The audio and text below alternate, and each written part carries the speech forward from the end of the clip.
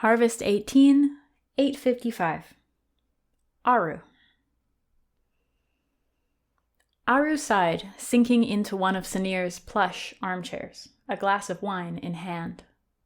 Her brother-in-law stood across from her, staring out the windows of his office, hands in constant motion as he fiddled with the stem of his own glass. Beyond the windows, she could see the tips of spears dancing in choreographed formation as the Empire's soldiers marched circles around the yard. "We can't even get a pass or something? I'd be happy to swear an oath or sign something saying I won't use any magic while I'm there," Aru pressed, lifting one leg over the arm of her chair, stretching out to get more comfortable. Sanir shook his head, not looking away from the window, a scowl on his face. "They aren't scared of what you might do, they're scared of what you are. To them, you would represent oppression, persecution, maybe even the world rift." Aru snorted, part derision, part amusement. How could a whole city believe that mages were evil? Most of them probably were mages in one way or another. The idea that anyone like her could have gathered up enough will to cause the gargantuan earthquake that sundered the plains in half would have any reasonable person's eyes rolling. But then, the Theab weren't known for being reasonable. They were known for lynching mages. "Whatever you might be able to glean about their healing practices," Sanir said, carefully avoiding calling what the Theab clergy did magic. They preferred miracles. "It wouldn't be worth risking your life or the other research you might accomplish here given more time." "If I get to stay here," Aru took a large swig of wine, enjoying the smooth, velvety feel of it in her mouth. "If they keep making me doctor for their stupid conflict, I won't make any real progress for years." Sanir's scowl tightened at the mention of the soldiers and their non-combat uses for the Three Lakes University. Turning from the window, he began to pace, long legs devouring the space in a few strides between each pivot. He waved one hand in the air distractedly, as if trying to dismiss his own frustration. "How are things going with the boy?" "Boo? We're not learning as much as we'd hoped. The Grimm is definitely smart enough to tell when he's in genuine distress, and we've gone about as far as we can, ethically, with that being the trigger." Aru looked at the ceiling, remembering the panic etched into the child's face as he kicked and flailed on the workshop floor.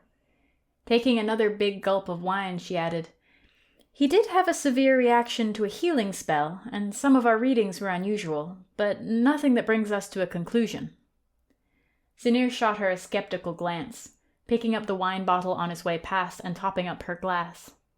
"Right. No conclusions, but surely there are theories?" Aru sighed, holding up a finger with each shot-in-the-dark option her and her peers had come up with.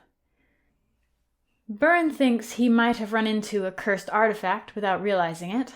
Rowe believes the reaction and the Grimm might have something to do with the boy's low thom readings, and Tam thinks it's likely some mutation in his lineage." "And what do you think?" Sanir asked, staring thoughtfully between his feet at the ornate carpet. Aru took a moment to consider her answer, shuffling to sit forward. Whatever she said might have a large impact on Boo's young life, and she wanted to choose her words carefully. She trusted Sanir, but some theories were best handled delicately until they could be proven.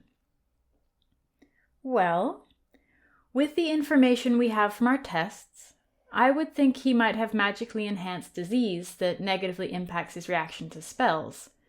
Sanir cut her off, knuckling his eyes as he said, "Great. So my artificer thinks it's artifice, my thaumaturgist thinks it's thaumaturgy, my historian thinks it's the boy's history, and my physiotherge says it's disease. I'm glad everyone is branching out of their comfort zones." "However," Aru pushed, ignoring the headmaster's outburst, "I have information that the others don't. I examined Boo at Red Birch, and I know about how his powers manifested." Sanir perked up, sudden intensity filling his stare as he pulled up a chair beside Aru. He sat too close, voice dropping to a whisper as he picked up on the conspiratorial tone of her comment. "You have an alternate theory?" Aru nodded. Even knowing they were alone, she couldn't help but glance around to check for eavesdroppers. Breathing deeply, she took his hand for support, her throat trying to close around her words. I think... That is to say, it has come to my attention. She shook herself, trying to rein in her growing apprehension. I think Boo might be a little bit dead. Sinir's brow had barely finished rising when the door to his office flew open, Ida framed by its rich tones. She panted as if she had run across the entire campus, loose strands of hair falling carelessly across her pixie face. Come quick! I think Captain Riang is trying to get the Grimm back.